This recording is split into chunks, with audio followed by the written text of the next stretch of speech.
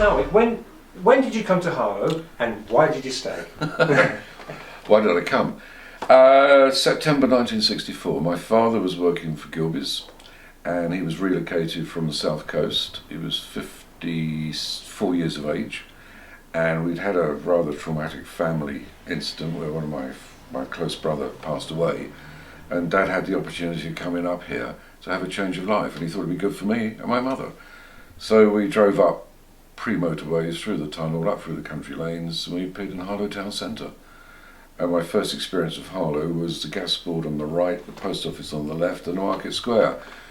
And I think that's the first time I swore in front of my mother. I said, "Where are we?"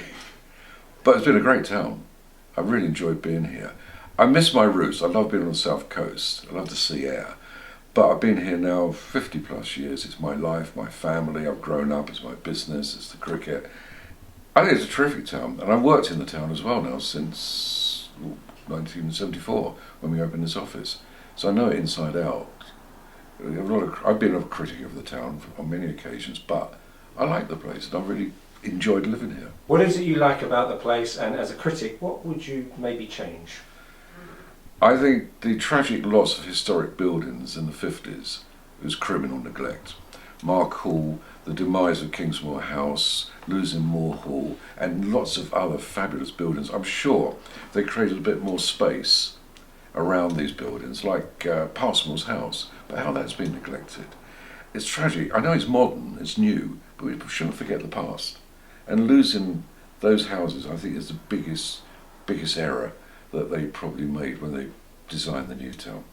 And we've just conducted an interview about the history of the cricket, which we can interplay here, but do you enjoy your role in the cricket club as being part of a community? Oh, without doubt.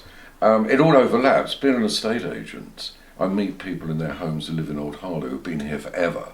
There's an interesting thing. You have those who are born and bred live here in Harlow. Those who move into the old town live in the old town, or the ultimate snobs have moved into the village. Still the same place. But that and playing cricket and being involved with cricket, I got to know the families.